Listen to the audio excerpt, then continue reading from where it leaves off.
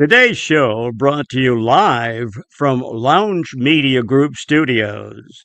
It's Pedro and the Freight Hound with the Logistics Lounge.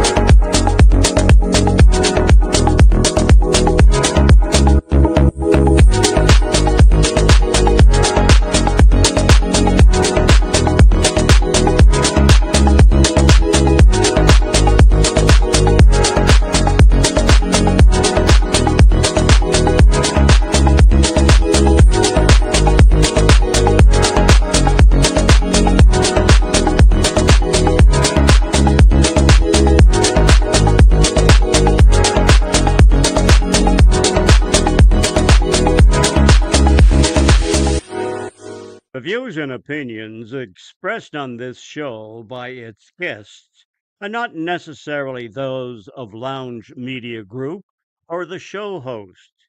So if you sue someone, make sure it's the party responsible for hurting your feelings. Also, grow up, be an adult, and understand not everyone thinks like you. And that's okay.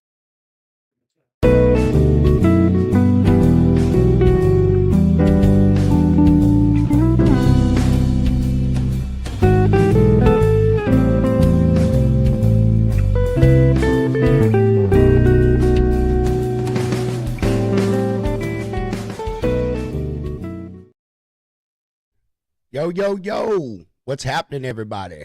It's Friday. It's the best day of the week, That's unless right. you work in logistics, because there truly is no Friday in this industry.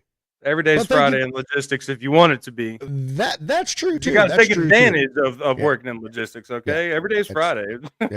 it's only every day's Friday because every day you have to drink after work to deal with the bullshit. So it just seems hmm like an endless Friday. That's Yeah, exactly it's what it's it like is. Groundhog's Day. Yeah. You think tomorrow's Saturday, but it's really just another Friday. So Oh man, that's fucking true, bro. What's up, Mr. Hound? How you doing, man?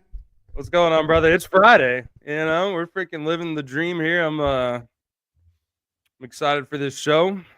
Um, yeah, getting back to normal, fighting off that truck flu. You know who else got the truck flu? And people that don't think it's real. You got another thing coming. Fucking Ethan Talamo got the Charles truck. got it too. Yeah, man. Charles is I'm in the telling you, emergency like, see, room. my body just knows. It's like, let's get it out of the way. Let's just get it out of the way. But see, the late onset truck flu, it's not fun. But we're feeling spry over here, hoping that the rain holds off. Trying to do a little fishing this weekend, get a little bit of sun on me. But other than that, man, living the dream. How you doing, Mr. Potato? Dude, that's great, man. It's good shit. I'm hoping the weather holds out here too, so I can mow my grass. Like I'm telling you, the code enforcement's going to come around and ticket my butt here if I don't get this stuff cut this weekend. So, Yeah. but but yeah, it's a good week. Happy Friday to you too, Nick. Yeah, been a good week. I mean, just a normal week. My first 2 days, or I should say Monday was all right. Tuesday, Wednesday, I did not feel freaking good at all. So that really sucked. Even if you work from home, there is nothing like working when you're sick. And honestly, when you work from home and you're sick, like I think that sucks even worse because it's, hmm you really technically can't call off. You know what I'm saying? Yeah, So dude. yeah. Same with snow days or bad weather days. It's like, why can't you work? You're right here at your house. It's like, Sorry, I left my PC outside and it froze. I yeah, don't know. It got rained on. I don't know what to tell you. yeah. About to just start making up excuses. That someone freaking hit the old transistor down the road. No work. No electricity. Yeah, so, yeah. I would love to talk, but my phone's about to die and I don't have any powers. Oh man, no, that's right, dude. No, but just yeah, just a normal week, man. That's it, bro. That is it. Just a normal week in logistics and brokering and There you go. trucking. I don't know, whatever you want to say. So nothing too exciting, man. Just ready Well, for this weekend because even though I have like stuff to do around the house, like I'm just ready to be home. I love traveling and going to shows, but dude, I'm so excited when I get back to the house. yeah. I gotta say though, man, I'm a little bit jealous of you. This will be my last bit, but all those nice yards we saw driving out to Bristol, and like, there's just the perfect cuts, man. I wish I had a yard to cut. I'm thinking about going and getting a lawnmower and just doing some community work, just to get a piece of it. That's got to be the most satisfying feeling. I know Dude, it is. Like, it is, man, and it is not easy work. People think, oh, you just water the grass and it turns green. Well, I mean that's partially true, but you got to make sure there's no weeds in it. You got to make sure there's oh no yeah, bald spots. It's a proper nutrition for your grass, and it's nutrition and it's an art form. it In is, all man. It, reality, it it really is, dude. And so yeah, I do. I take great pride in it, man. And I was taken aback by all those beautiful yards, dude, and all the patterns. I'm a pattern I'm guy too. saying, I'm a pattern guy too, man. I mow my well, for everyone, just so you know, and you're supposed to do this. You're supposed to mow your yard in a different direction every other time you mow it. Unless you don't care about your grass, because if you do, then your grass doesn't grow properly. So anyway, I cut different patterns into mine. So man, when we were driving through, even Steve was like, man, look at that quilt pattern on that yard. I'm dude. like, I'm I know. saying, yeah. I'll never forget. We were stuck in traffic and just looked over and just watched those guys. Like, I don't Yes. know what they were working on, but I was like, that's an art form right there. But yeah, dude. Hey, I think we might have a new show here, man. Lawngistics. The Lawngistics Yes. Lounge. I love that. I am so It for might that. be a one show segment, but It very well may be, but let me get on a zero turn mower, dude. Woo-wee. Yeah, buddy. yeah. That's what I'm saying, man. I wish I had a big enough yard to have a riding lawnmower, to tell you the truth. Hey, any lawn's big enough for that. I don't know what that means, Nick, but that's freaking amazing. And if you say with the lawnmower, I'm going to hit you next time I see you. Nick, that's just a joke he's going to make with a lawnmower. Yeah. Watch, this is what he's going to comment back. All right, we're going to go ahead. We'll get to this news and get these wonderful gentlemen on, dude. So freaking psyched about this show. But before that, we'll get to this news. As always, brought to you by AR Doc Pro and sourced from TruckingNewsHub.com.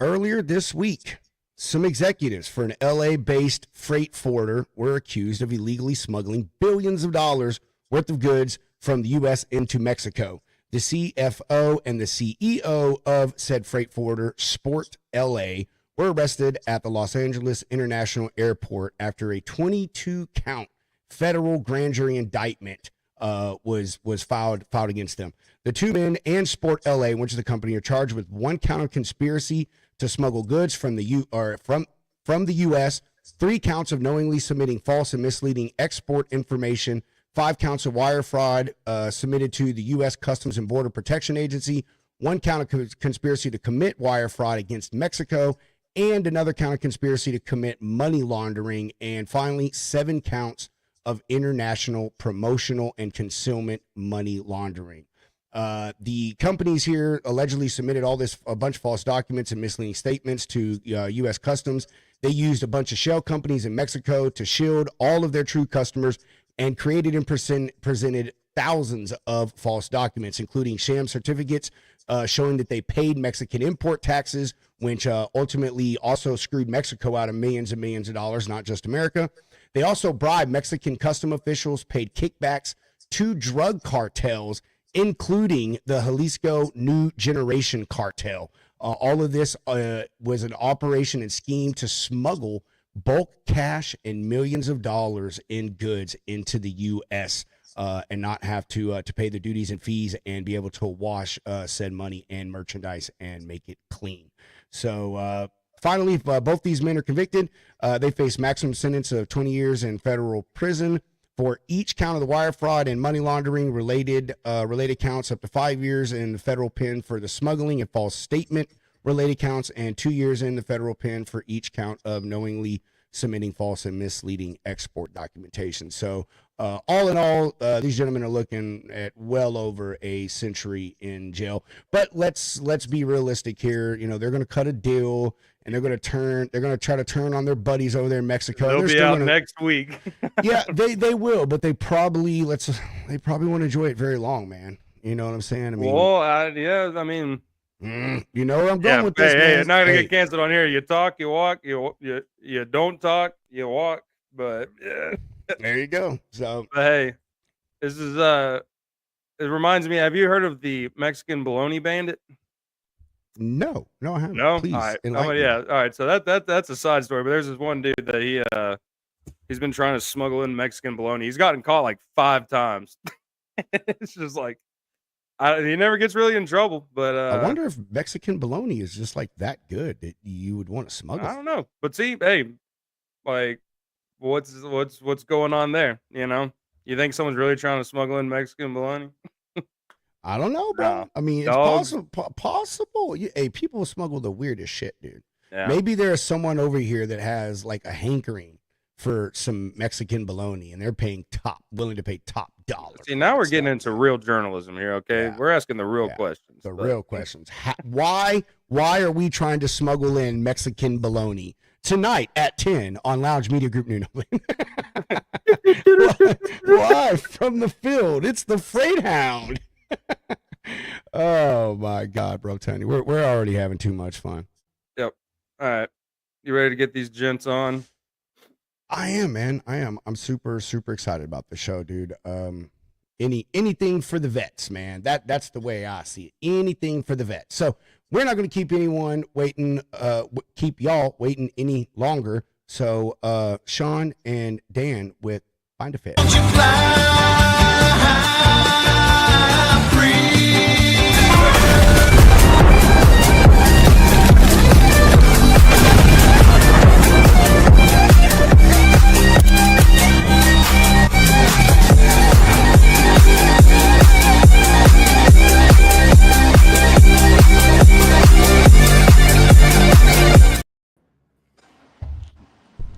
Hell yeah.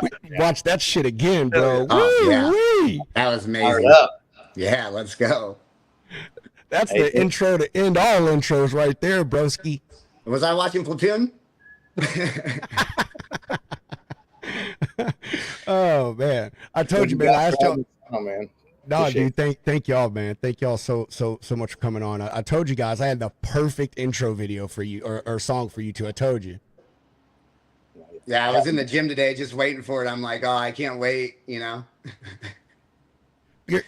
intro videos are they're all right, Nick. No, I'm joking, bro. I'm joking. Nick, I think holds the record for the longest intro video. To be honest with you, him and Whiskey he made Myers, it. I think.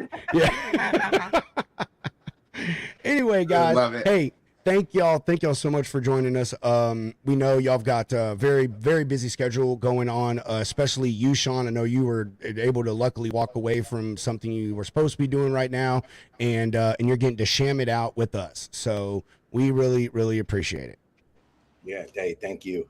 This is my pleasure to be here. I'm up right now. To your point, I'm up here at USC. I just graduated last weekend, and I'm part of an entrepreneurship accelerator program now.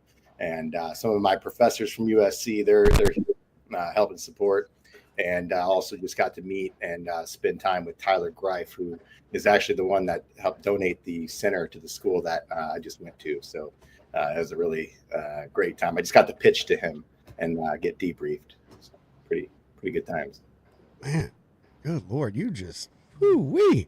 That's a lot to unpack there, man. What'd you just graduate with? First, let's start there. What'd you graduate? Yeah, so just graduated business school from USC Marshall. We were in an accelerated MBA program, and that program is called a Master of Business for Veterans. And it's absolute godsend for me. It brings together veterans from all walks of life, different branches, different services, and then different careers and backgrounds. Some guys were at the end, some guys were right in the middle of their careers. Other guys were already post-transition, doctors, lawyers. So it was great to be around other like-minded individuals, but then to get the university experience up here. There's truly something about calling yourself a Trojan and being part of this network. You can feel it and it's real. I think the closest thing I can compare it to is my military service. Man, we're all just trying to be like you when we grow up, Shawn. Tell you what, man. I don't know if you want to do that. Dan, how about you, my man? How's the day going? How's the week going?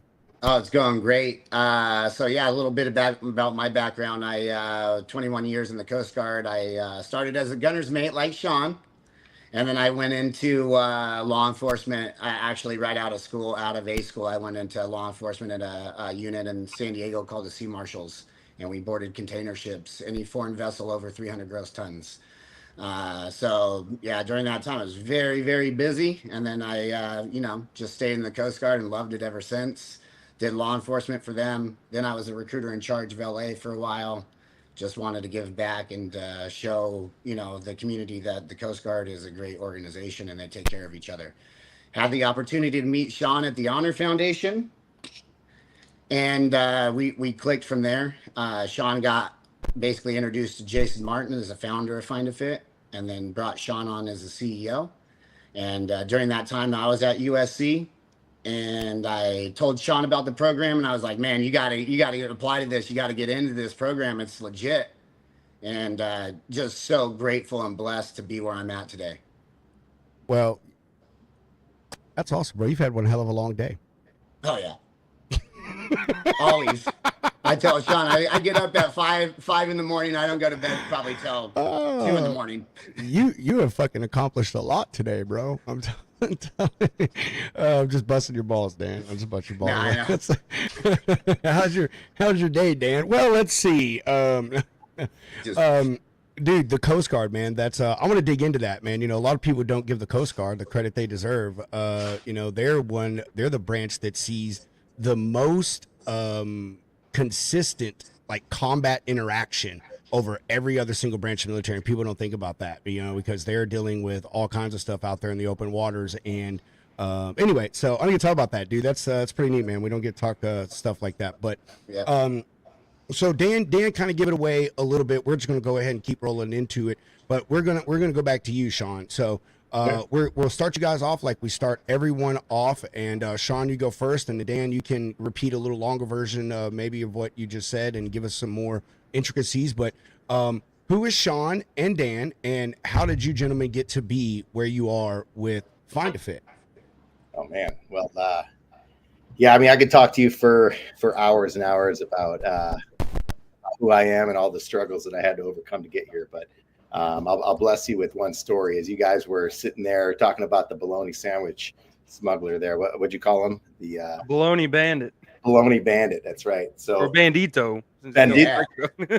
So I had a lot of before I joined the military. I spent several nights over multiple occasions in holding cells because I was a little bit of a delinquent, and that's the only thing they would serve, bologna sandwiches. So you know, I got pretty creative with bologna after that. Learned how to do fried bologna and everything else. But hearing about the bologna bandit really kind of took me back. So yeah, before I joined the military, I didn't have a whole lot going for me. Didn't really come from anything. I actually tried to join the Marine Corps, and I got turned down on Marine Corps because I had a little bit of a record. And this is in 2003, right after the push through Iraq. I thought there was no way that I wasn't going to get in. And I was turned down. So I had a lot of family that I lived with at Marines. They used to beat the crap out of me all the time. I thought that's where I was going. So that was disappointing. Walked to an Air Force recruiter thinking they were going to let me in the door, no problem. And they laughed me out even harder. And it was actually on my way out the door that I passed by a Navy recruiter. And he's like, hey, come on in, you know. And started talking to him and told him my story. And he was willing to stand in front of a judge for me. And he did. They gave me, they basically dropped my felony charges with me being able to join the military. I had to sign some waivers and whatnot. And that led to my first job in the military. And I was a CB. So I was a diesel mechanic. I worked on Cat engines, Cummins engines, got to take them apart, break them all the way down, build them back up. I by, you know, the grace of God or, you know, whatever you want to call it, I was fortunate enough to end up at my first command in Coronado, California. I was a support mechanic at a Beachmaster Unit 1. And there I got to see all the BUDS classes running by, all the divers, all the special programs, the EOD. And it really lit a fire inside of me. Like, hey, I want to do that. In fact, when I joined the Navy, I didn't even know what a Navy SEAL was. So I saw it. I wanted to get engaged in it. I eventually became a rescue swimmer. From there, I got recruited to the CB dive team. I became an underwater welder. I spent about 3 years doing everything from Broco rod cutting to welding to hydraulic tools. We're using hammer drills and everything, stabilization projects. Looking back, that was probably the highlight of my career. The 3 years I got to travel around as a diver. I got to see the world. And then, you know, grass is always greener. I decided I wanted to be a Navy SEAL. Left for BUDS in 2010, became a SEAL in 2011. My first deployment was a crisis response element. I was in 2013 preparing for embassies taking over, kind of being the quick reaction force for them. Ironically, right after we left, Benghazi happened. Not on our watch, but shortly after. And then the following 3 deployments I had in 2015, 2017, and 2019 were all to Iraq as a SEAL. Highlight of my career was getting to go to sniper school and be a SEAL sniper. I thought it made me just a better operator, a better person all around, just getting to go and experience that. And I felt like I excelled at my craft. And yeah, you know, I think what really made me unique is I started thinking about my transition early. I earned a bachelor degree and a master degree while I was on active duty using tuition assistance. I also started investing in real estate a few years before I got out. Another personal story there I won't get into that drew me into it. Passing of my grandparents drove me to read a couple books, listen to a couple podcasts, and within 4 months of my first book, Bigger Pockets, I was able to make my first offer and set a goal to own 10 houses before I got out of the military, and I reached that goal. And here I am. I just finished my second master's degree and applied for a real estate program. But I think the key here is now that I'm retired, I've got disability and I've got my education benefits coming in. I'm living life on my terms. I thought about my transition early, and I took the steps and invested the time before I got out. And although I didn't have the entire plan, I had a plan. And I think there's a lot of guys out there that don't have that plan. And going through the Honor Foundation was a huge experience for me, just like Dan was starting to talk about. That was a transition program for special operations veterans. And that was really where FindAFitt was born.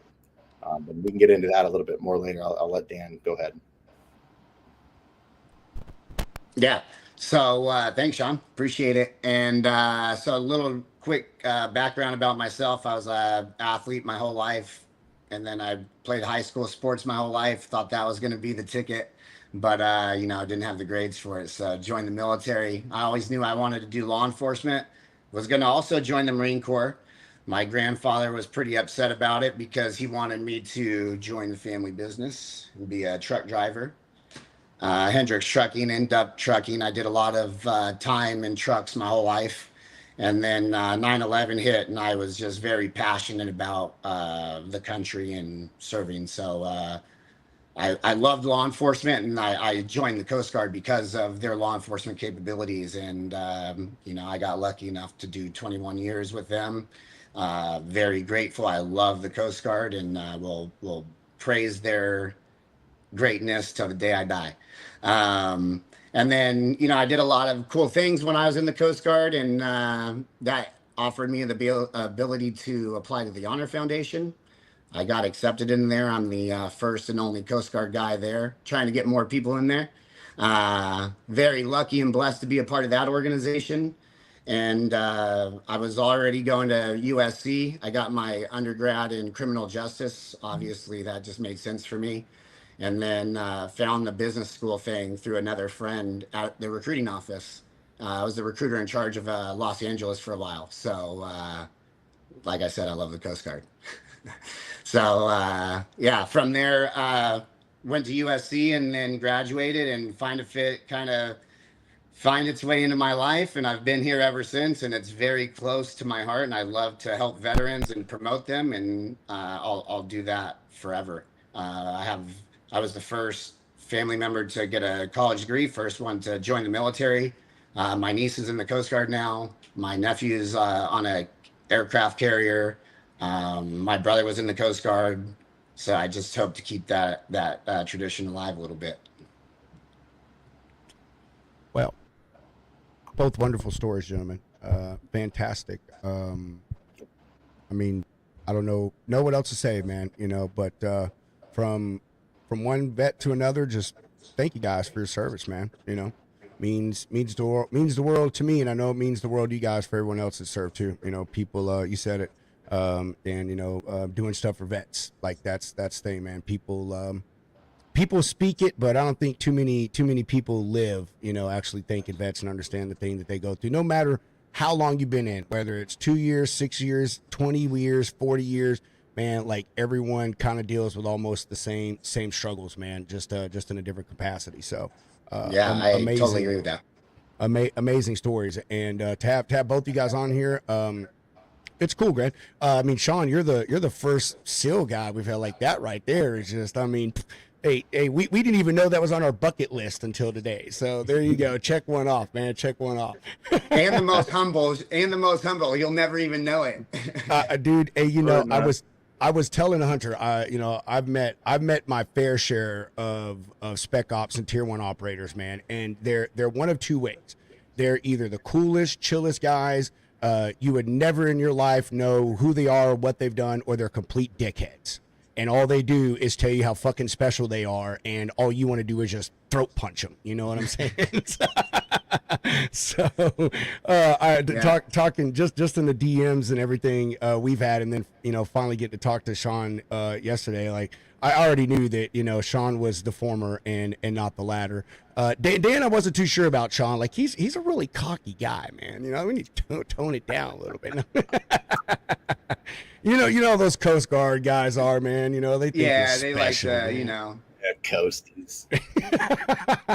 They just so all right, let's kind of let's start to get into FindAFitt, man. Shawn, we know you're the founder, and along with a couple other folks that have helped you get everything up and started. But you kind of touched on what the mission is, but dig a little deeper into it, man. Give us the reason why you wanted to do it, and give us the mission and goals of what FindAFitt is. Sure, absolutely. So, the why behind it all. So again, the impact that the Honor Foundation had on me, going through a transition program, focusing on what's important to me, figuring out what my why was, and then trying to synthesize it all. So being able to go and apply it. What does it look like when I'm practicing for interviews? What does it look like when I'm rebuilding my LinkedIn page? How do I write a resume? What do I really want? All of these things were questions that I didn't get when I was in the military. They weren't nothing that was posed to me while I was going through the TAPS program. And I saw this, long, immersive, several month program as extremely valuable to me. But then as I reflected back on everybody else, realizing this opportunity isn't available. So a lot of guys just go through a 2 to 3 day TAPS program. Not many people get to go through a fully immersive transition program. And I think it's lacking within the military. And I think that the resources available are still only available to a select few, say, special operators or people that have engaged in the special operations community. And we're trying to create tools that can empower veterans, that help match them to meaningful careers. And we're doing that by engaging the veteran hiring organizations that specifically hire vets, organizations that have high percentages of employees and have onboarding programs. We're also doing that through recruiting networks. So people that recruit veterans and place vets, and then also through the veteran support organizations that support them throughout their transition. But our overall goal is to get our tool into the hands of the TAPS program or Skill Bridge. And what the tool is, it's a psychometric evaluation. So it evaluates everything you've done, all of your skills, all of your interests, and points you to an industry based on the size of the industry and based on different roles within that industry. So as we're engaging these different verticals and talking to these different organizations, we know we're not a 100% solution to anyone's problem, but we're trying to continue to build features and add value and solve some of the problems. There's no one out there connecting the dots. There's a lot of organizations that want to hire veterans and understand their value. And there's a lot of veterans that want to get hired, but there's this major disconnect of the wrong people getting placed or veterans not being able to get hired. So we're trying to bridge that gap. Man, I love it. So first off, want you to explain to people, well, let me actually get my point to it. So, you guys are essentially what the TAPS program should be, the civilian side of it, like really, truly what that program was envisioned to be. All three of us here have been through it. Every veteran watching been through it. Let's be honest. It's absolute trash. But Shawn, what could you explain to everybody what the TAPS program is?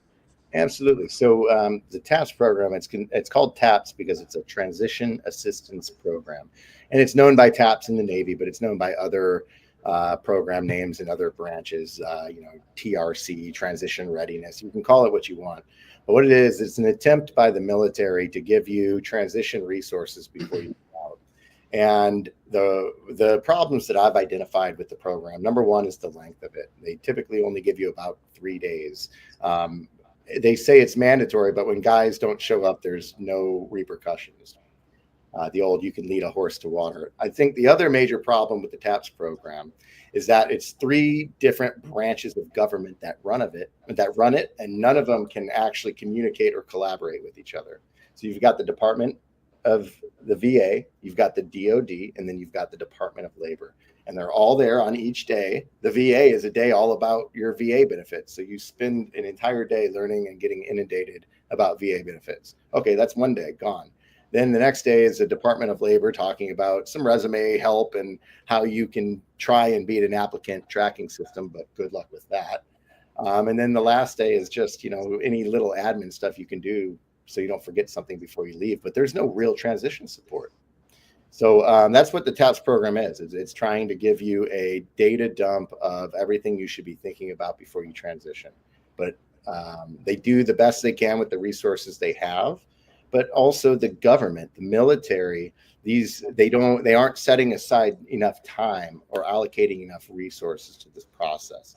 They're leaving it in the hands of the nonprofit organizations to raise money to support the veterans after they get out, which in my opinion is too late. They need to be addressed while they're in these programs, and eventually we can get to that. But the government works so slowly. We have to, prove what we have and work through back channels to get there. Oh man, dude, that's a lot to definitely a lot to unpack there. Yeah. And I want to give some substance to everybody here, man, that doesn't know what it's like getting out of the military. And I'll make this fast. So when you get your order saying that you're getting out, hey, this is the date that you are separating from the military. You better have everything that you need done by this day. So, I mean, you got to turn in all your gear, do all these things, and you get a good amount of time to do it. Like, you understand what's going on. But what it is everything happens all towards the end, because you don't want to turn everything in and then you're going to need something or whatever. And what he's talking about, what Shawn's saying, your actual exit from the military is probably, what, guys, the last really 7 to 10 days. You're clearing your unit, you're clearing housing, you're going and clearing gear, and then honestly, hey, once you're out, you're out. That's it. The military does not help you do anything, nothing. They will help you get to where you were at, to where you're going. That's done. They do not set up jobs for you. That's it. You are now on your own as a civilian. And the problem, and I'm about to roll this into you, Daniel, because I want you to start talking more about what I'm about to say about the issues that us veterans have when we exit the military. And the thing is the military is usually the first real job most adult men have. It really is. Most of us come from troubled backgrounds. I was the same way. I came from a troubled background. I had to go stand in front of a colonel and a panel up in Fort Worth and get waivers and do all the stuff that I know you were talking about, Shawn. So, and that's the first real job. And it's not like interviewing anywhere else. Like, you sign paperwork, as long as you're good to go, you get in, you pick your job, and that's it. In the military, they tell you everything: where to be, when to be there, what to wear, how you're going to do it. Everything is set out for you. Even if you want promotions, they tell you exactly how to get it. So it can be a bit of a struggle. But Daniel, I want you to talk about, being someone that you spent pretty much most of your adult life as well in the Coast Guard, getting out. What were the struggles with you, and how does FindAFitt, kind of help you start that process of being a civilian and finding work and figuring out how your skills translate? Yeah, I think you nailed a couple things here. I think building your network is important right off the bat. And I think, I listened to a couple of your podcasts before, but LinkedIn is like the new version of spreading your network. So definitely got to use that. But for the problems, I think, well, say that question again. I'm sorry. I was thinking about just that. So, talk about the difficulties of the transition. I was talking about how the military is usually the first real job that most of us have. You know what I mean? We all go in young and then we get out. We've never experienced, corporate interviews and stuff. And we don't know how to translate, me being a mechanic into why I'm gonna be a good salesperson for you type thing. You know what I mean? Yeah. So, talk about how those struggles and, how FindAFitt, kind of helps us figure that stuff out and to be in the civilian professional world. Perfect. Yeah, I think on that note, I think that's where FindAFitt definitely comes in, because as like a Navy SEAL or as a maritime enforcement specialist, we carried a gun and we protected the nation or whatever, and we live by these certain rules. But after we transition, what do those skills transition to on the civilian side? So you really have to start looking at your soft skills. So what kind of soft skills did you gain in the military while you were there for however long you were there?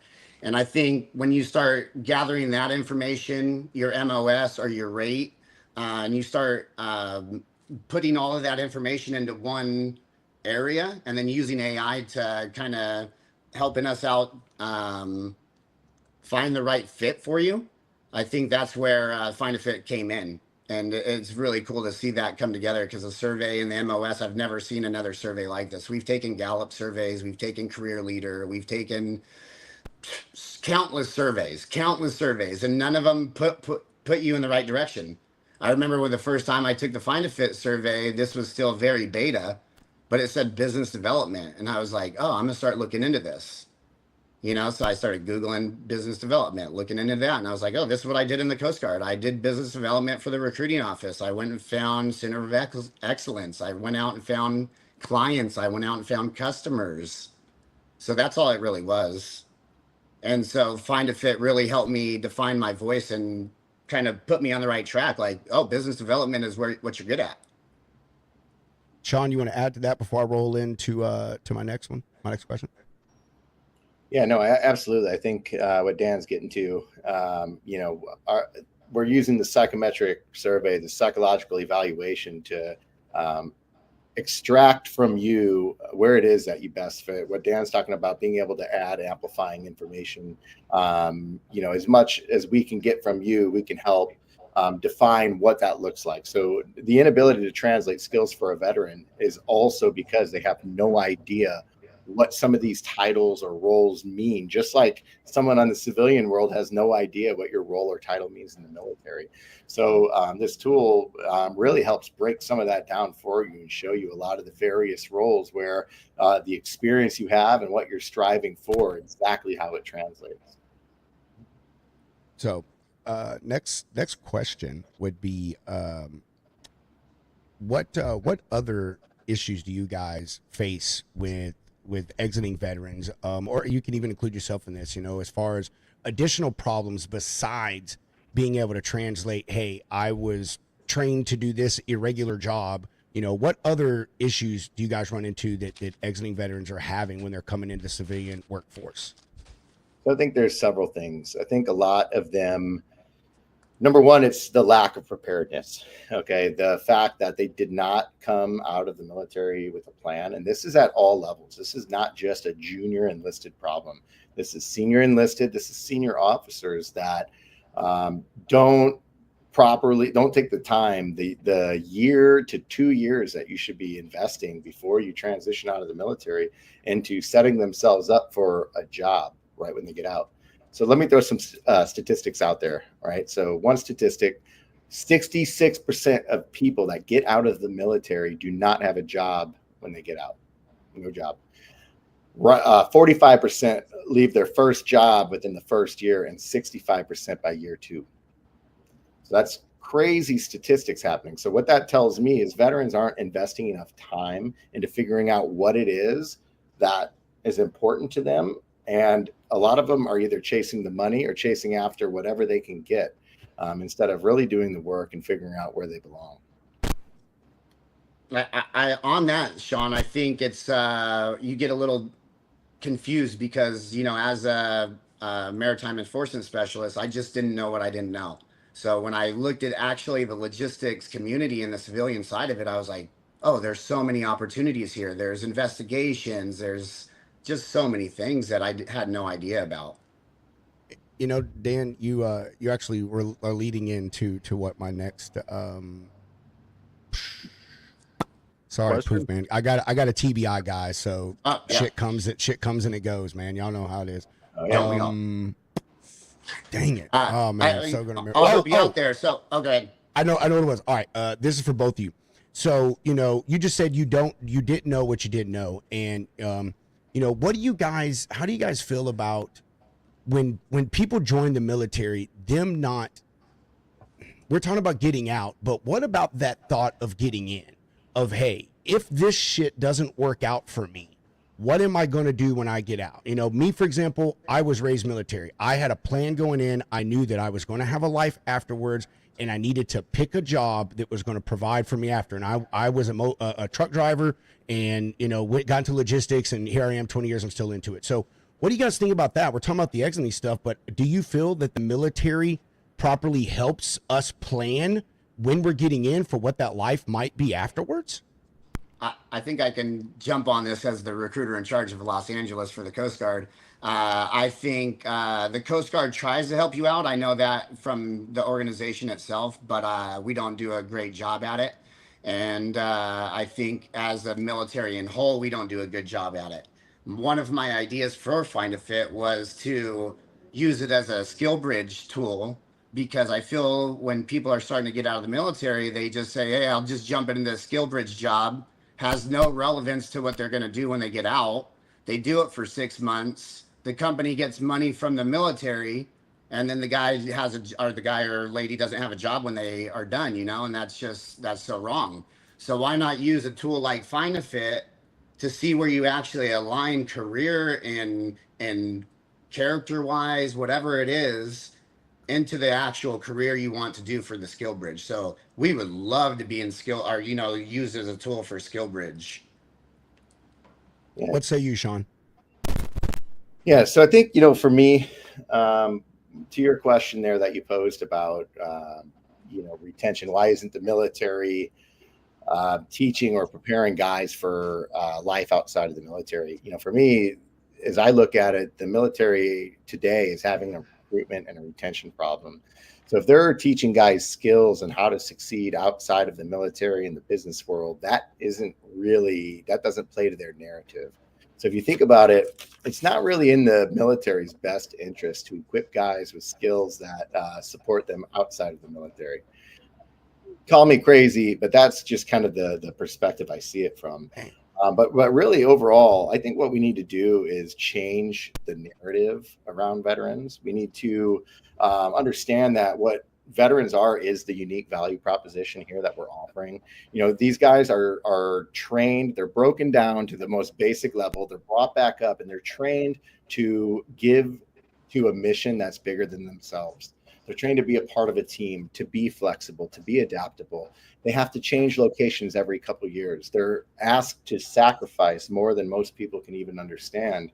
And they can bring those values to organizations. And yeah, they're not going to fit every organization or every role. And we're trying to define exactly where they belong. Because some of the most successful organizations in the world have strong veteran workforce. So we know that the value proposition is there. We need to change the narrative. We're the leaders of the world. The veterans are going to come in and take over. If not us, then who? We look around at the landscape right now. Organizations value the ability to come in and think like a team and to organize and to work towards a mission higher than yourself. Today's world is so about vanity and look at me and look what I did. And I think there's just something about inherent to most veterans that's not our first instinct. On that, man, dude, you just keep leading right into the stuff I want to talk about. Man, I like it. I like guests like that. So, in connection with, not only helping the men and women who are exiting the military, find their, the industry they should be focused on, try to help them find a job. Another thing that all veterans deal with is how to, I want to say associate, but I know that's not the right word, assimilate to civilian society. Here was mine. Mine when I got out, I was by myself. I didn't have anybody. I got into trucking like almost immediately out, and I was by myself. I didn't have that tribe. I didn't have my squad, my platoon, my company, my battalion. It was just me and the others other veterans out there, but I needed that thing, and I quickly became depressed in myself. So is that a part of stuff that you guys do, or maybe have connections with to help us? I'm not saying the word wrong, but you guys get what I'm saying. Yep, we're here for it.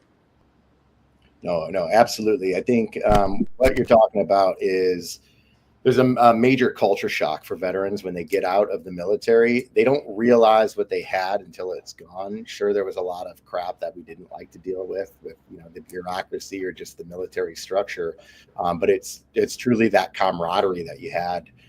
Some of those moments in time where you were all going through really hard times, but you were together and you had shared experiences together. And I think once you get out, if you don't have that network, if you weren't intentional about getting out there and growing that network, then you're looking around and you feel very isolated and very alone. So part of that reintegration, it takes active work. It takes active network building. It takes you getting out of your shell and going out and meeting people. There's tens of thousands of veteran support organizations out there that aren't the VFW, right? If you are truly interested in reconnecting with other veterans and finding networks and finding new opportunities, you have to take the initiative. And I think that's one thing that, as I've been on this journey the last 2 years, unfortunately, there's still a population of veterans that just don't take that initiative. They don't take that step to prepare themselves. They don't, whether it's a lack of coaching, a lack of mentorship, or, I haven't been able to quite identify it, but you gotta don't be afraid to ask for help. Yeah, man. I think another part there that we kind of left out is I still deal with this day. I've been out of the military almost 20 years. Is not everybody thinks like you do. We had this talk, Shawn. The military brainwashes you. For anyone that thinks that is a joke, it is not a joke. They tell it to you in your basic training. Like, we got to get rid of all the junk that you think you are and make you who we need you to be. And you develop a certain sense of things, like you said earlier, Shawn. You're mission focused, you're goal focused. Like, you don't see what's in between that's going to stop you. All you see is where you need to go, and you're going to just figure out a way to get over that. And I think that's another issue that a lot of vets feel. We're very direct. I don't think people get that very much with us. There's no fluff, but it is understanding that not everyone thinks like you. They don't move at the same pace. They don't have the same sense of urgency. That stuff like that. So, I think that's definitely another thing that, needs to be dealt with. And I say that also to companies as well. And I kind of want to switch the side of this. We've been talking about to the veterans, but let's talk about to these employers, guys. You know what I mean? We also had that conversation about all these people say, companies, oh, we're a veteran company. And I'll tell you my story that I dealt with when I got out of the military. Celadon, they recruited me as a truck driver. Had a program going on for 88 mics, and I told them, hey, look, man, in the military, everything is an automatic. We don't have time to be worried about shifting gears and what we're doing when we're under fire. So I don't know how to drive a stick. Oh, don't worry about it. We'll teach you that. And they didn't. They flew me out to Indianapolis, pumped my head up, did all this stuff, and then they put me on a bus back from Indianapolis after 3 days because I failed the driving test. And we made the point to them while I was there is like, you guys lied to me. You were not prepared to deal with me and the skills that I had currently and didn't have. And there's a lot of things, that go into that, but basically a lot of these companies aren't as veteran prepared as they think they are. We come with let's be honest, a lot of baggage and a lot of things that are pros, but are also things that are hard to navigate out here in the corporate world. Totally agree.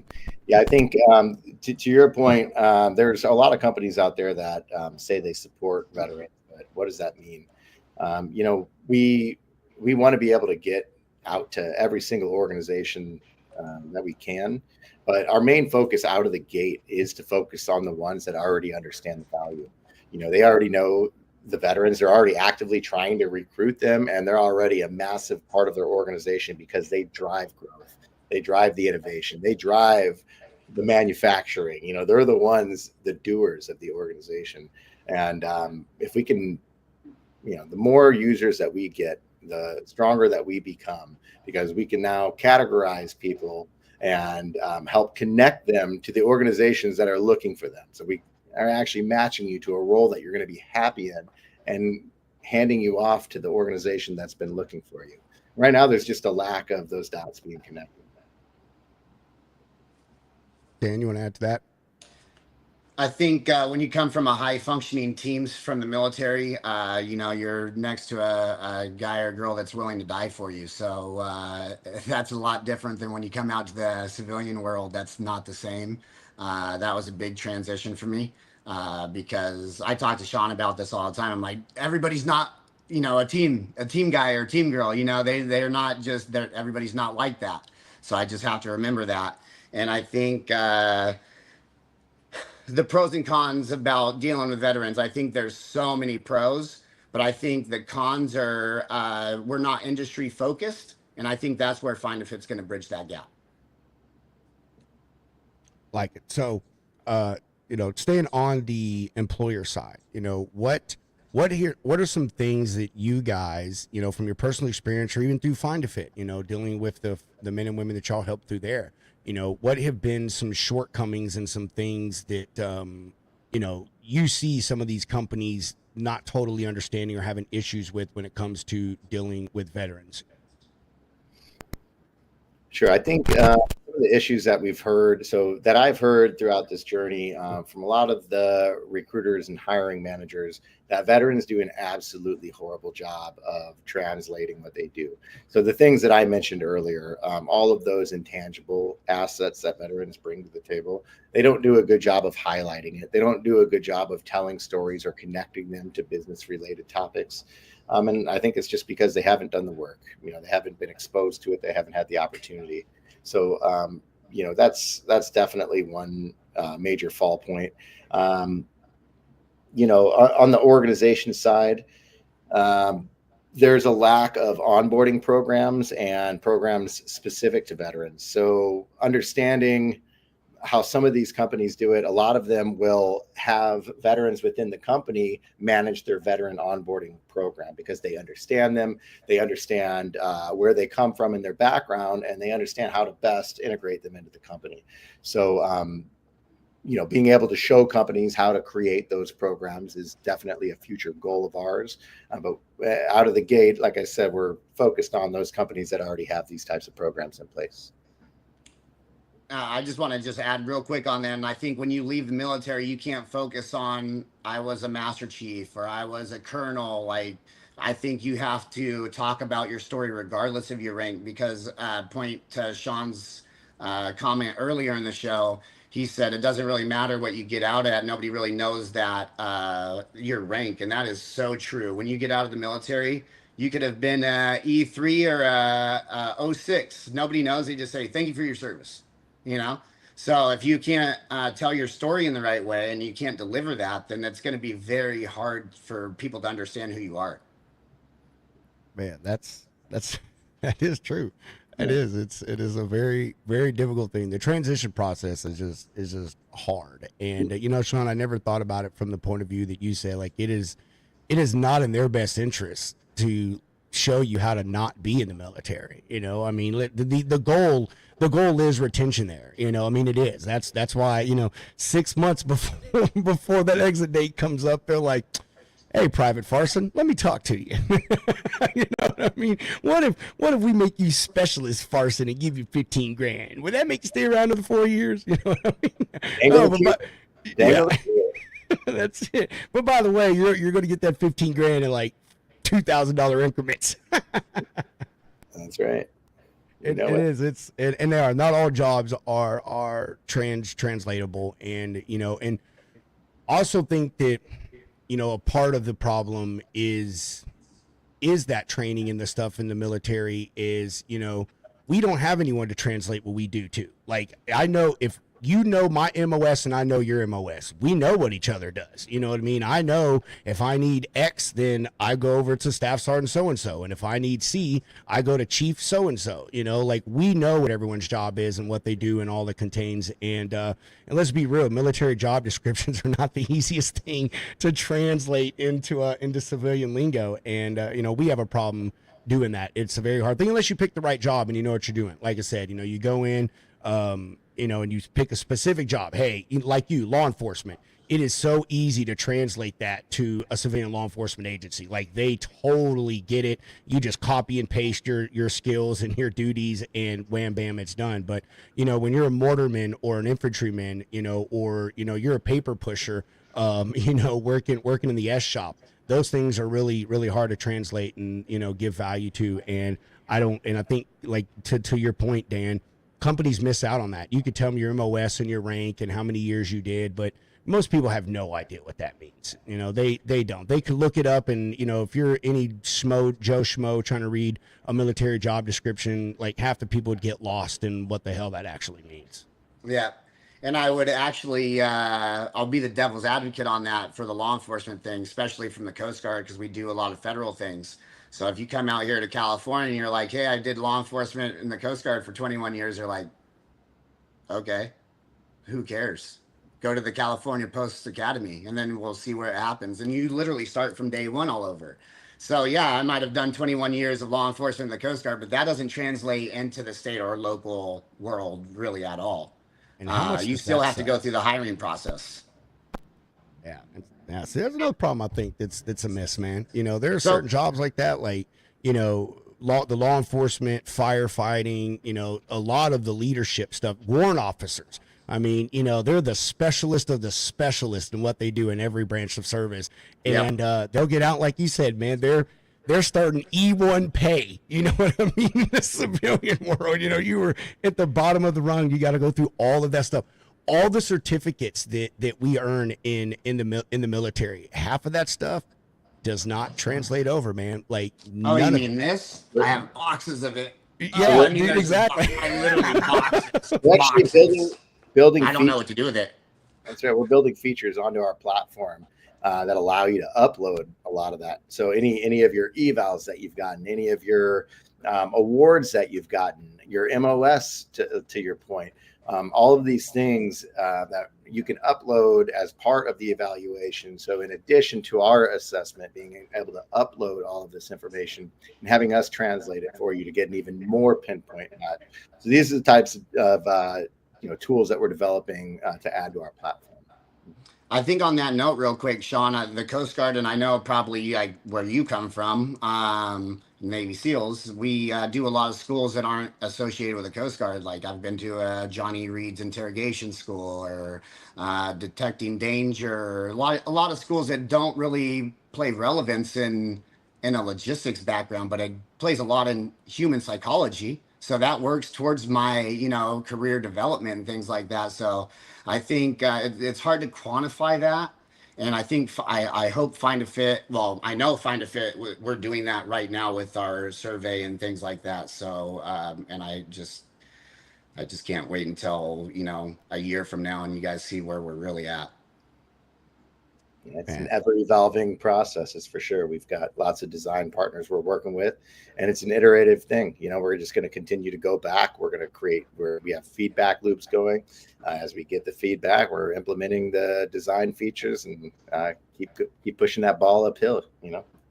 That's right. Keep you know moving what, forward. what would be just talking to you guys, what would be the most awesome, fantabulous, wonderful thing, and maybe this is your goal, maybe this is your goal and you're just not sharing it, but if you guys were the TAPS program, could you imagine?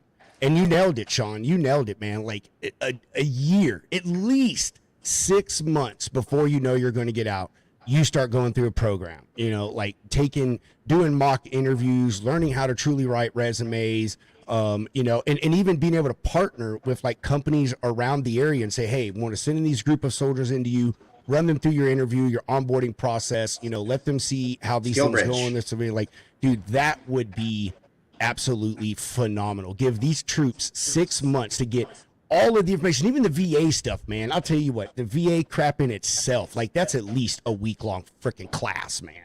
I mean, day one, rule number one, VA sucks. They're never going to truly do what you want to do. Day two, get everything that you deserve.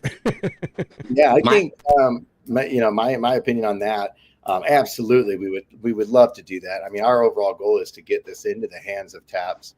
To your point, regulation needs to come down. There needs to be some fundamental changes at a higher level that allow more time for these types of programs, that allow time for guys to transition out. And however that looks, even potentially allowing guys to self-select, where you have a mandatory program that's a short time. Anyone that's really interested in getting these additional classes and resources, and investing in themselves, making it available. Continuous learning. That's all what it's about. And I've heard you say it a million times, Pedro. I've heard, Shawn says it. The most brilliant people I've met in this world say it all the time. Continuous learning. The military shows you that. And if you can keep doing that, you're gonna be unstoppable. I agree, brother. I agree. Yeah. I mean, I'm a little biased. But I think veterans, not all veterans, because not all vets are created equal. Let's be honest. There's some total shitbags out there. I mean, there really are. Just as you serve your Not all country. people are created equal. I Yeah, think yeah. on that note, Dude, I just think you just do your own thing and try to be the best person you can be. that's it. But what I was saying is veterans, I mean, top of the heap for applicants. And like I said, I'm a little biased, but I'm telling you, a veteran has everything that any company wants. I mean, they know how to follow orders, they know where to be on time, be prepared. They will be the first person there, the last person gone. You want someone to train for a position, just let them know and send them to the school. They'll do it just because they're going to get further, because that's how they're programmed, I mean, and they're loyal. I mean, that is beaten into you. Dan, you said it, man. Not every person is a team person, but veterans, they're team guys and girls, like they see the overall mission, and most of them, they're loyal. They're not, if you treat them right, they're not going to job hop. Dan, you said it. Most of them leave the company within the first year. That's because A, they're not prepared to deal with this stuff, and B, the companies aren't prepared to deal with that incoming veteran as well and offer them the things they need to bring it back. Veterans are goal oriented. When you join the military, their whole thing is for you to climb to the highest rank that you can, because they need to make room for the people incoming. They do not want you to stay low ranking forever. So you have to, and you said it just a minute ago, Dan, continuous learning, growing, learning new skills, reaching the next rank, changing your MOS, learning new jobs, teaching new people, being a leader, all of those things. And veterans want that same thing in the civilian world. They want to know that there is an end goal, something that's going to serve them well, and they're going to be able to provide for themselves and their families. Man, this is Crushing it. I know we are crushing it, right? We are truly, man, just like I feel like old Freight Hound's been quiet over there, but Dude, it happens every time, man. I can't speak to it, but hey, what you guys are doing is fucking awesome, though. And, Thank you. hey, shout out Chris. He said it. You guys are nailing it. I'm just enjoying it. I got like front row seat. This is like VIP access. Okay. You're at Metallica, you're backstage. You know what I'm saying? Appreciate it. When we were in the green room, you're just a great guy. Yeah, I'm hyping you guys up, man. Well, man, now I lost track. Well, I mean, we've covered a lot, man. I mean, I think most of the key points, not by any means telling you guys that we got to go. So, dude, like, man, we have the perfect amount of viewers right now. Oh, not even gonna say it, because and I said it, it died. Oh man, that was the magic number right there, dude. Oh, that was the magic number. It was nice. It was nice. Nice magic number, dude. Anyway, man. So what is next for FindAFitt? We'll kind of end that conversation or the FindAFitt thing on that, and then we could shoot the shit for a minute and call it a day. But what is the next step, and then where are you looking to be in the next year, 5 years, something like that? Shawn, Dan, either one of y'all take it, both, doesn't matter. CEO. Yeah, sure, I'll take it. So next for FindAFitt, right now we have our pilot programs running. I'm actually going to be up in Palo Alto next week pitching to angel investors and VCs, looking to raise a little bit of money for some platform development, to build out a sales force, and start paying out salaries to the leadership. And then our product development, we're looking to roll it out and get 1,000 users. It's kind of like the next milestone that we're setting for ourselves. So it's really just finish automating our platform and get the user base.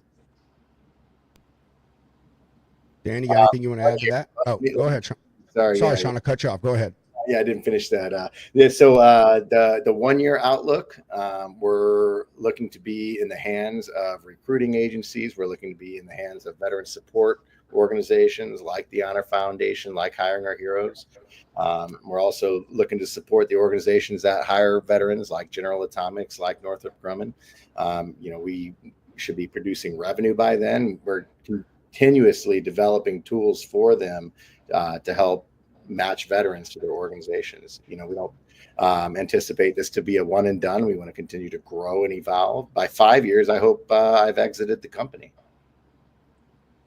Hope we've sold our company. I think realistic outlook is around 3 to 5 years.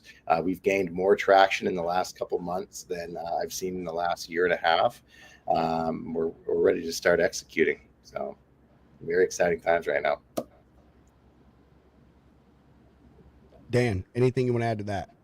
Yeah, I just think in the next year, I think we're going to be exactly where Shawn wants us to be. I think we're doing the right work. We just keep pushing forward. This is a hill I'm going to die on. So if it doesn't make it, I'm not going to make it, but it's going to make it. I already know it. I can tell by the force we have behind us. And we're here to help veterans find jobs. And that's what, ultimately led me to this, because it was hard for me to transition and it was hard for Shawn to transition. And the Honor Foundation was very, I just feel very blessed to be a part of that organization. Shout out to Hillary Hayes and Punky. Also Chris Lord, a great coach, Jason Martin, founder of FindAFitt, coach at the Honor Foundation. So just those organizations helped us transition, and we want to help other veterans be successful in their transition, because I help civilians join the military, and now I want to help our military members transition successfully out of the military. Yeah, and I'd even take it one step further to say that Dave and I are still in the midst of our transition. I'm only 1 year removed, 1 year retired from the military. How do you quantify that? When is it a phase that starts and ends? I don't know. So this is all a process for me as well. But yeah, being able to get out there and encourage and support other veterans, and it's a true passion of mine and fills up my bucket for the fullest. So I'm going to continue to give it my all moving forward. Well, all we can say to that really is, that's it. Just I need to find a mic drop sound effect. I don't know. That might be annoying. We'll have to find it. We'll have to see what a mic drop sound effect sounds like. Maybe I'll just get someone to say mic drop. I don't know. Click boom. Yeah, click boom. That's what it'll be, man. Dude, you guys are absolutely amazing, dude. It has been a pleasure and an honor, honestly, to speak to both of you, dude. I mean, I told you guys my story. I grew up military, man. Like, I love my military. I just them and law enforcement, first responders, like those groups there, man. They're just people that you can never give them enough help and enough attention. And I don't think folks really understand the struggles that all of them go through, especially veterans. I mean, not to take it a dark place, but 22 a day is still a thing. I think that number is might be ticked up a little bit. Yep. It's serious. We get out and they push us on a medical system that is designed not to cure us. It's not. They just want to mitigate the problem, and then that's it. Make you comfortable for the rest of your life and put forth the least amount of time and effort they can to you in the most part. I've had some pretty good experiences with the VA, but there's not a lot of folks out there like you guys and your team that are there on the ground, helping exiting vets or military members, get their footing in the civilian world. Because like I said, it is a really, really difficult thing, and it's a lot to take on just as a human being. Especially even more so if you have a family. You've gone from your squad and your country depending on you, and now you have your family depending on, and that's your whole world. So trying to make sure you do for that and take care of them, it's a difficult thing. So Yeah. on that real quick, Pedro, I just wanted to say, like, connection is such a big thing. There's been already a lot of case studies around it, but when we get out of service, we need to stay connected. The Honor Foundation helps us stay connected. I hope FindAFitt will help veterans stay connected. Just like what you were saying, the podcast or the meeting rooms of LinkedIn are helping veterans stay connected. When we feel a part of a community and we feel a purpose, that's where we thrive. And when we don't, we're very lonely. It's true, man. Like I said, mission focused. Yeah. That's what it is, dude. Yeah. It doesn't matter if your mission is to mow the yard, man. You know what I mean? Like I'm there you for gotta have something to focus on, man. Like, what's the saying? Idle hands. You know what I'm saying? Yeah. idle That's right. hands, and so and the last thing you want to do is leave veterans to their own demise, man. You never know what we're gonna come up with. I mean, you get a group of us in the barracks and we're making slip and slides down the damn hall, man. You know what I mean? Were we stationed? You weren't in the Coast Guard. Come on. Dude, oh man, I only got to experience the barracks for a short amount of time, but I tell you what, man, I think in the week and a half I was there, man, we had some crazy shit. It ended with our battalion command sergeant major sleeping in the day room of the barracks to control everyone. We were a wild bunch, man. I was with 101st Airborne, so we were. I think we were. Dude, Yeah, we were. come from the same. Dude, and we were off on the part of the base where there was nobody. So it was just our battalion, and oh my God, we got my units weren't even in the Coast Guard. I was stationed on Marine Corps base. I was stationed, so just like there's just so much there. Just nuts. I mean, what are you gonna do? You know, I mean, like there's only a handful of things to do. You know, after you get off at 5. You know what I'm saying? If Travis Warren's listening to this podcast, hey, slip and slides. GMA school, Yorktown, Virginia. Man, I had the best times of my life, man. Honestly, we're in the Army, dude. Like it's Shawn, you hit on it. When you're in it, like there's sometimes you're like, this is just bullshit. Like, can't believe I'm gonna do this crap. You know what I mean? And then when you get out, you're like, man, I really miss that piney smell of the pine sol from the barracks that I had to mop 18 times, you know, or you miss Simple running green. that floor buffer, man. You know what I'm saying? The purr of the floor buffer. I miss being a punching bag. Yeah. Yeah. There was the punching bag thing. It had its moments. It did. It had, dude. When you're a private and they tell you to go over and get a box of grid squares. You know what I mean? Or, hey, hold this plastic bag up to the exhaust and get me an exhaust sample. Hey, I need you to go get me a form IDT 10 Tango. You know what I mean? I know Shawn knows this because he was a sniper instructor, but I sent him this on Instagram the other day. It was a sniper school, Army guys, and I don't usually cuss, but the guy goes on the line mic, he goes, "Hey, shitbird, that's a moving violation." And I just started cracking up. I was like, oh, dude, that was my life. I'm sending this to Shawn right now. we had a drill sergeant. His I don't even know if they could cuss at you anymore in basic training. No. We had a drill sergeant, drill sergeant Bowen. Rest in peace, man. His word was ass clown. That was his word, and he called and it was at the time.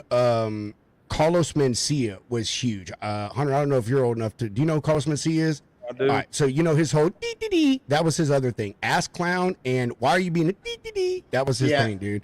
It didn't matter who you were. That's what you got called, man. Hey, I don't know if I told you this either, Pedro, but I did 3 months in Fort Leonard Wood. I had to go to DACP and do some military police stuff over there. And I ended up coming out of there with the Army Leadership Award from DACP. And they were like, dude, Akosi took the Leadership Award. What's going on over here? From the Army guys. Dude, Fort Lost in the Woods, man. Oh my God. That place is something different, dude. I went, I thought it was smart when I joined, man. Because depending on your MOS, you get a few different duty stations, depending. And so I went as an 88, and I could either go to Fort Leonard Wood for one station training, or I could go to Relaxin' Jackson. Yeah, it wasn't a flipping thing. Dude, my drill sergeants, the drill sergeant, the platoon drill sergeant, she was the aerobics instructor for the entire base of Fort Jackson. She was a beast. You did not want her to smoke you, bro. It was like getting smoked by fucking Richard Simmons. I swear to God. I'm serious as a heart attack. Let's go. Dude, my other drill sergeant was a sapper. And my other two drill sergeants, one was 101st, one was 82nd. They were both airborne rangers. One ain't nothing relaxing about my basic training. I'm going to tell you that right now. And so that was a very, very bad choice on mine. But I also don't think I could have spent 6 months at Fort Lost in the Woods. Oh my God! I did 3, and it was challenging. Dude, there's nothing. Like where I grew up, guys. I grew up in St. Louis. I know that's where me and Shawn. I was telling him about it when we first met. I was like, dude, I've spent some time out in Fort Leonard Wood. Driving police cars out there. Fort Leonard Hood, that's what we used to call it. Before you go, Shawn, I will share with you one of the greatest memories that I have from the military, man. So after I graduated from Fort Leonard Wood, my dad and my brother flew in, and we were flying out of St. Louis. So we left, and we were going to go do a bunch of stuff or do some stuff. It didn't go as planned. We ended up downtown. I spent my graduation night from AIT sitting on, and I might be wrong with what it was called, but I'm pretty sure it was called Live at the Levee. And we sat underneath the arch, and they had a barge sitting in the Mississippi River, had a band on it, played music, dude, had food vendors, alcohol, and it was just an amazing time sitting underneath that arch. And at the end, they had a crazy fireworks show, and I don't know, it was one of the most vivid memories that I have, dude. Is that it was it's absolutely lovely. Yeah, that's about my favorite thing to do. When I go home to visit family, I always pick it around the 4th of July time. They're very patriotic there. And there's always fairs going on, but that's one of the highlights there. VP Fair, go down, always barges full of fireworks right underneath the arch. It's really magical. They also right there in Missouri have one of the biggest firework festivals, not on 4th of July, pretty much anywhere. It's like a massive pyro show. It's pretty cool. But I go back for float trips and time out in the country. It's my home away from home. Dude, that's amazing. We know you got to get off here, Shawn. So we're going to let you take it. And any exiting comments, questions, concerns, updates, give yourself and the company some plugs. Yeah, no, I just want to really thank you guys for taking the time out today to have us on the show, to meet with us and to talk about some of the problems that we're trying to solve. I think we're all in it to support vets. We're all in it for the right reasons. And just thanks for giving us the platform. You're welcome. Anytime, my brother, anytime. And I will connect with you after this. You said a few things of some stuff that y'all have some goals for. Hunter and I have a pretty massive network via the show. So I think we may be able to possibly help you out with a few of those and put a shorter timeline on reaching those goals. Perfect. I really appreciate that. Thank you. You're welcome, man. Anything we do for you, Shawn, you just let us know, brother. You ever want to come back on the show? Seriously, just say the word, dude. Just let us know. And Shawn, before you go, I'm just gonna let you know, Shawn and Dan, you guys are now officially Lounge Lizards. Okay, so it's a term of endearment. So with what you guys have going on with FindAFitt, you guys are welcome anytime. Any updates? If you see a guest that you want to come on and talk to, or if we have a Truck the What Wednesday or a Freestyle Friday, you guys can hop on in, shoot the shit with us, man, shoot the breeze, and Lounge Lizard. So hey, really appreciate that. Appreciate what you guys are doing, though. I know I didn't speak a whole lot because, as Pedro pre-emphasized, I'm not a military guy. I do come from a military family, but what you guys are doing is amazing, and just the strange connection between us and Chris Sampson, dude, it's wild. Dude. Yeah, I was just going to do a shout out, a shameless plug for Chris there. I met Chris going to Manifest 2025. He was sitting in the middle seat next to me on the plane, and we hit it off. He's a Navy vet doing some incredible things with Gimba Space and Garrett. And he's a brother to me now. I'll do anything for that guy. He's a great guy and just very humble. He's like, Shawn, I would have never even known what he'd done. And then next thing you know, he's like, oh, I was a CEO here. I was a CEO. And I'm like, what? Who are you? Hi, guys. Hey, again, thank you everyone for your time. We'll talk. Have a good one, Shawn. We'll talk to you soon. I'll talk to you soon, brother. Good luck. Now, Dan, before you go, you've got something else that you want to share. So I'm going to go ahead and I'm going to throw this. Hold on. I need to make it there we go, and save, and boom. There. Now we go. Go ahead, Shawn or Dan.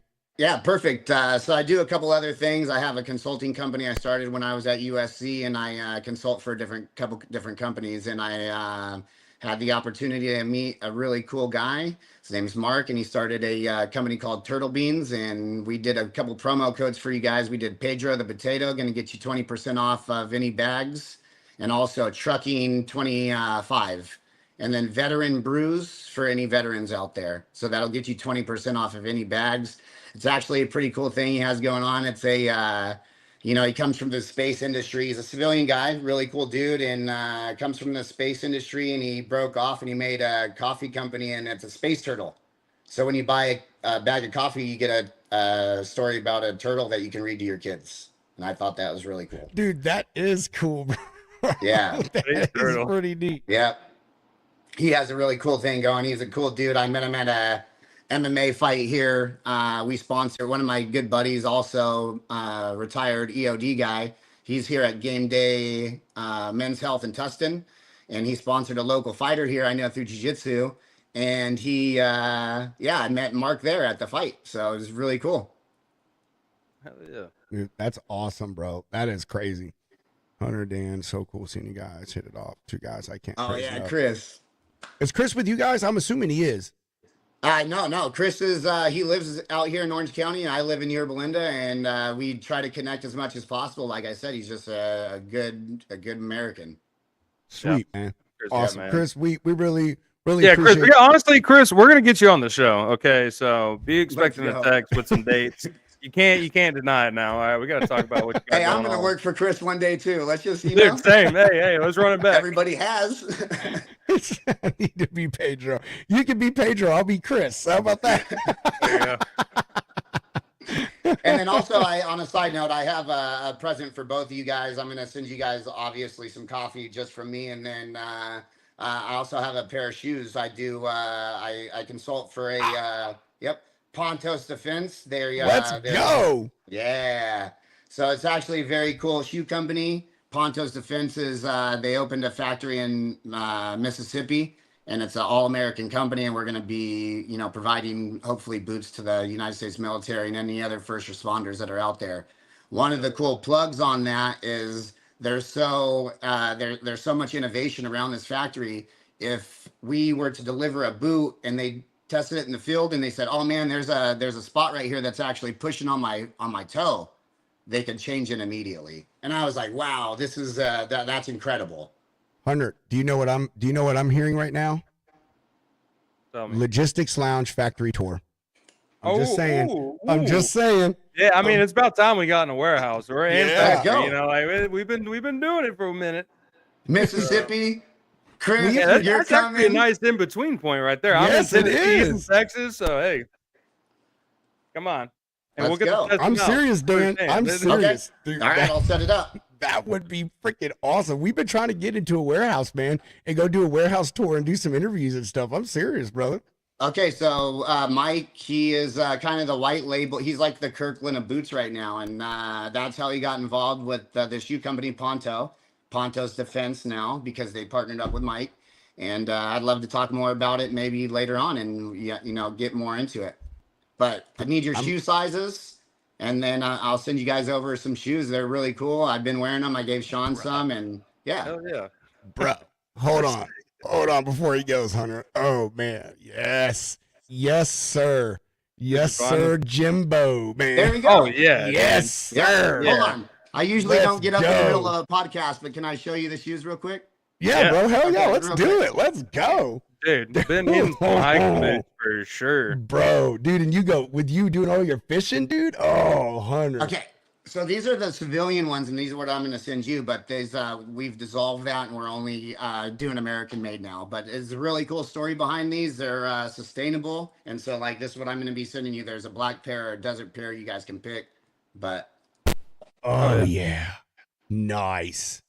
Oh, so nice. it's a recycled. This is a recycled sole right here. It's really cool story, like I said. But yeah, so I'll send you guys a pair of these, and they're very comfortable, and they you can Your dress them truck up, show dress them boots down. right there. Yeah. And then Hell some yeah. coffee. Coffee and Dude. boots, you know? That is Best ridiculous, guest bro. that we've had. Yes, Thank you. dude. We love free things. We love free Yeah. things. Oh my gosh, Hell yeah. dude, these things are sweet, bro. Yeah, so I'm getting the company, like I said, is we're taking off right now, and I'm gonna get a sample pack here soon. I know there's some people on LinkedIn that reached out to me, and I'm gonna be getting you guys all your sample pairs of boots to test them out in the field. Hell yeah. Man, those are nice, dude. I like that. You know, Yeah. it's funny. It's one of the first things you spend a check on is getting non-issue boots, because they're the most uncomfortable freaking things, man. I was on Oh an my 18-hour God. boarding one time, and my buddy looked at me and goes, "You gonna get rid of those boot camp boots?" And I go, "Yep." Dude, those things were the only place I wore those was in the motor pool. Like that's it, dude. Like those were my motor pool boots, because they were. I wore them in they were- Kodiak because they were warm. Yeah. Dude, these things, oh my gosh, they were absolutely horrible, bro. Except for the winter ones. I don't lie. I had a pretty comfortable pair of winter ones. And then 101st, we had to wear jump boots sometimes. Those freaking things. Oh my God. Yeah. Ugh, horrible, horrible. But anyway, I guess we're gonna chop it down, wind it down here, and chop out this piece. I gotta go feed my little kitties and throw some all American beef burgers on the grill. There we go. That's it, man. I've been craving a burger past few days, dude. That's what I want. I'm a big steak guy. I love it. One of my best friends from the Coast Guard is from Nebraska, so he always gives me crap. He's always like, "You eating that American beef?" I'm like, "Dude, I try."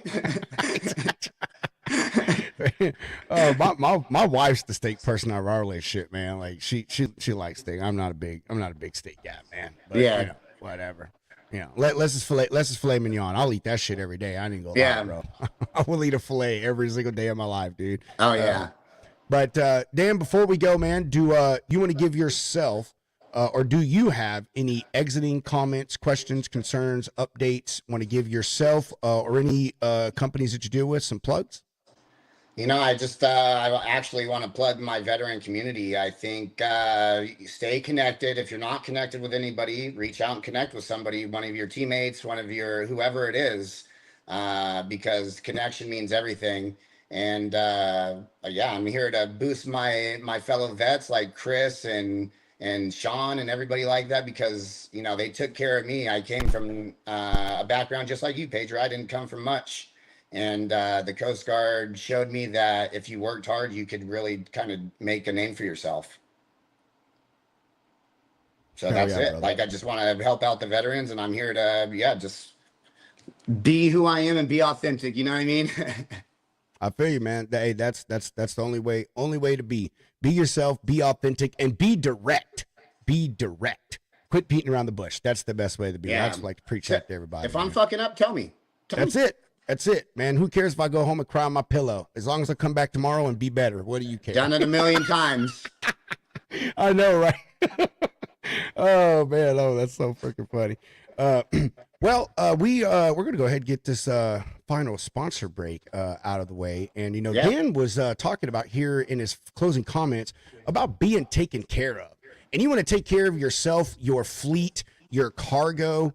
You need to secure your spot. Secure yourself a spot at a safe, secure parking facility with our good friends over there at Freight Ninja. Make sure you use code Lounge Ninja and get yourself special rates.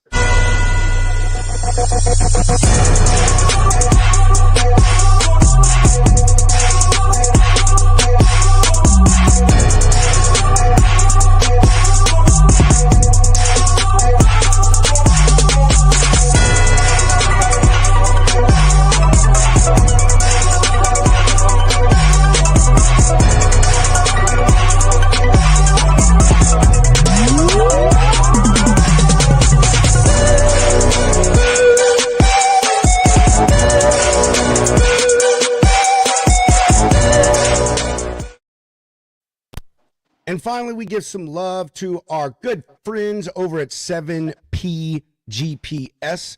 What they're going to take care of for you is make sure that your stuff don't get stolen. Get one of their nifty little devices. Does all kinds of great things for your fleet and your customers. You can hit them up at 7pgps.com and make sure you tell them that you heard about it from the guys over at the Logistics Lounge.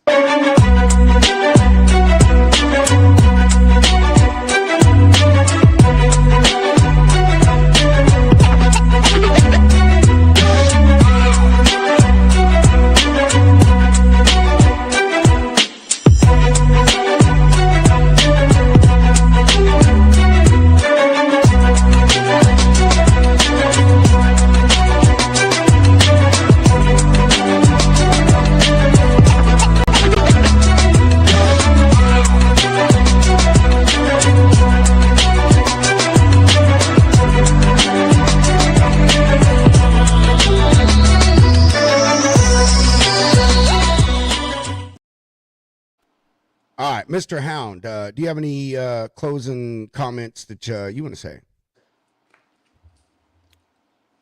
Ben, once again, what you guys are doing is incredible. I like Pedro said, like everybody's saying, it's just one of those things. Like as a civilian, someone who's never dealt with it, like as a veteran, um, I hear the hardships. I hear the troubles, and what you guys are doing is truly inspiring, and it's incredible, man. And once again, the government ain't gonna do it for you, so it takes people like y'all to really step in and make the difference. So like what you've done and what Shawn's done and what you guys are doing as a collective is amazing. And honestly, dude, hopefully we will see you at Manifest because Chris, we're gonna get your shirt back from Flow Rider. All right, if you're still watching the damn show. But hey, keep on moving on, man. And I'm excited to see what you guys have coming in the future. I mean, how long have you guys been at this? It seems like it's It's fairly very new. recent. Yep. Yeah. Yeah, it is. We were, I retired 23, went to the Honor Foundation January 23 into February, and then went to USC right afterwards, and that's it. Well, hell yeah. Well, I'll tell you what, I'm not a huge supporter of the Trojans, but if they got that veteran program, it levels out. So, well, Yeah. Appreciate that. There's an East Coast one now, too, an MBV for the East Coast, Emory.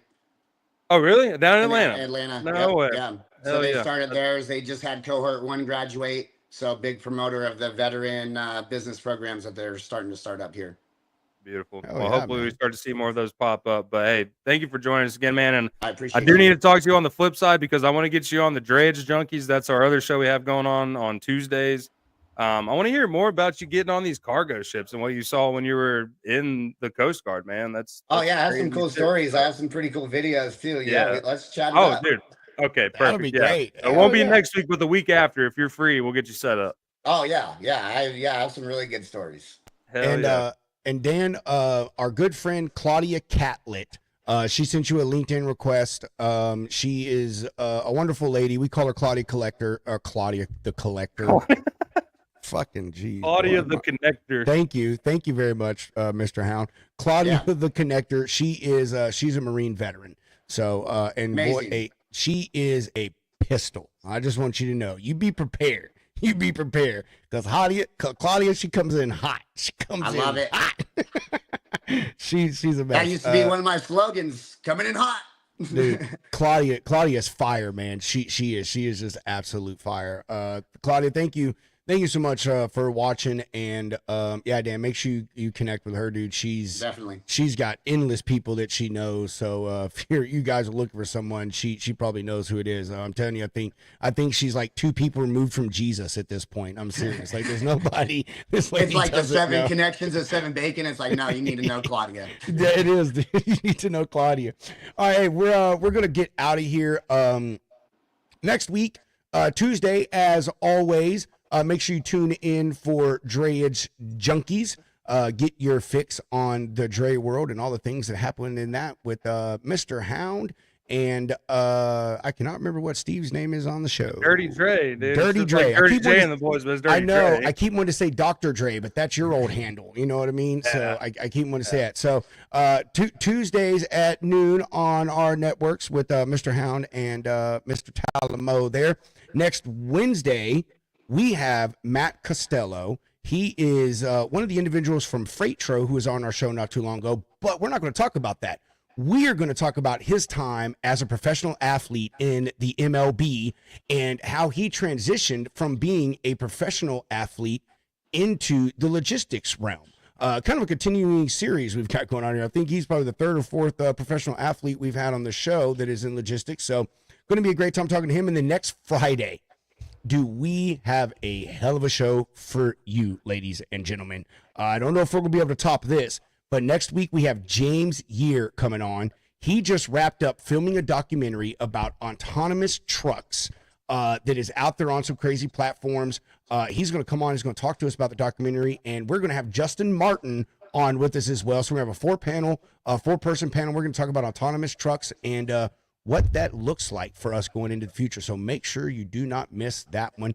As I always say, chunk them deuces. Mr. Hound, roll that beautiful bean footage. The views and opinions expressed on this show by its guests are not necessarily those of Lounge Media Group or the show host. So if you sue someone, make sure it's the party responsible for hurting your feelings. Also, grow up, be an adult, and understand not everyone thinks like you. And that's okay.